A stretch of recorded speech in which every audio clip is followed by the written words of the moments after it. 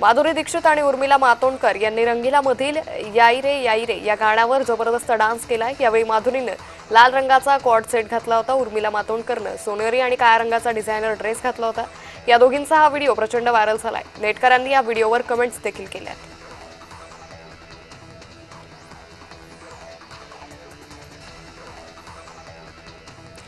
तमन्ना भाटियाचं गफूर गाणं the bads of Bollywood या series प्रदर्शित होण्यापूर्वी सर्वत्र पाहायला मिळालं होतं। मात्र प्रत्यक्ष सिरीजमध्ये हे गाणं नाहीये। सोशल मीडियावर याबाबत चर्चा चालू झाल्यावर यामागचं मूळ कारण निर्मात्यांनी स्पष्ट केलंय।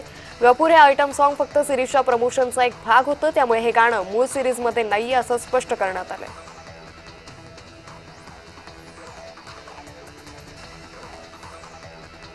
अमिषा पटेलनं नुकतंच रणवीर अलाहाबादच्या पॉडकास्टमध्ये हजेरी लावली। यावेळी तिनं तिच्या लक्झरी बॅग्स कलेक्शन बद्दल सांगितलंय। मला मुलं नाहीत म्हणून माझ्याकडे बॅग्स आहेत। मी 16 वर्षांची असल्यापासून बॅग्स गोळा करते।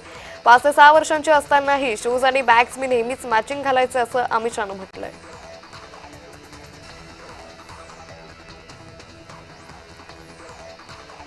अमिताभ बच्चन यांना अमेरिकेतील एका क्लबमध्ये प्रवेश नाकारण्यात आला होता। कौन बनेगा करोडपती 17 मध्ये हा किस्सा त्यांनी सांगितला।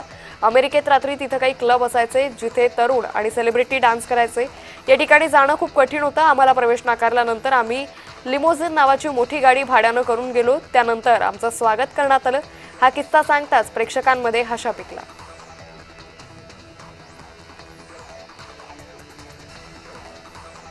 अभिनेता भूषण प्रधाननं शेअर केलेल्या फोटोची चांगलीच चर्चा रंगली आहे। याशिवाय या पोस्टचं कॅप्शन वाचून चाहत्यांमध्ये संभ्रम निर्माण झालाय।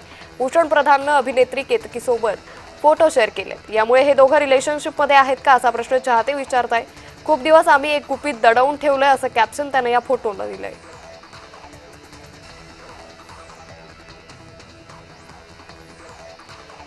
डीपी दादानं दुबईमधील रेस्टॉरंटच्या किचनमध्ये जाऊन स्वतः खास महेश मांजरेकरांसाठी मटण बनवलं। याचा व्हिडिओ धनंजयनं सोशल मीडियावर शेअर केला। यानंतर मटण बनवून झाल्यावर धनंजय हे मटण महेश मांजरेकर यांच्यापुढे सर्व्ह करतो। मांजरेकर जेव्हा धनंजयच्या हातचं मटण टेस्ट करतात तेव्हा ते काही सेकंदाच्या आत खूप छान झालं अशी प्रतिक्रिया त्याने देतात।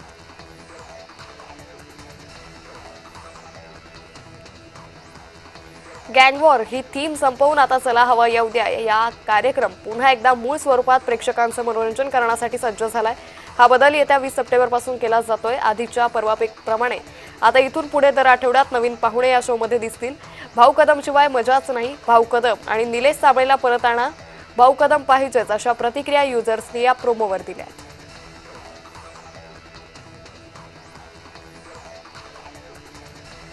रहस्य, हास्य आणि भावबंधांचा मेळ साधणारा स्मार्ट सुनबाई हा नवीन मराठी चित्रपट 21 नोव्हेंबरपासून प्रदर्शित होतोय। हास्य, थरार आणि गूढतेनं भरलेल्या स्मार्ट सुनबाई चित्रपटाच्या फलकानं प्रेक्षकांमध्ये उत्सुकता निर्माण झाली आहे।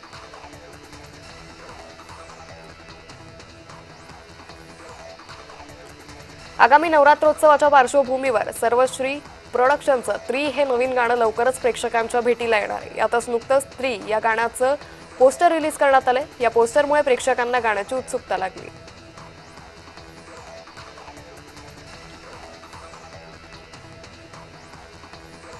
प्रसिद्ध बॉलिवूड गायक जुबिन गर्गचं निधन झालंय। सिंगापूरमध्ये स्कुबा डायव्हिंग करताना जुबिन यांचा विचित्र अपघात झाला। मूळचे आसामचे असलेले 52 वर्षीय गायक जुबिन गर्ग 20 आणि 21 सप्टेंबर रोजी होणाऱ्या नॉर्थ ईस्ट इंडिया फेस्टिवलसाठी सिंगापूरला गेला होता। या फेस्टिवलमध्ये जुबिन परफॉर्म करणार होता।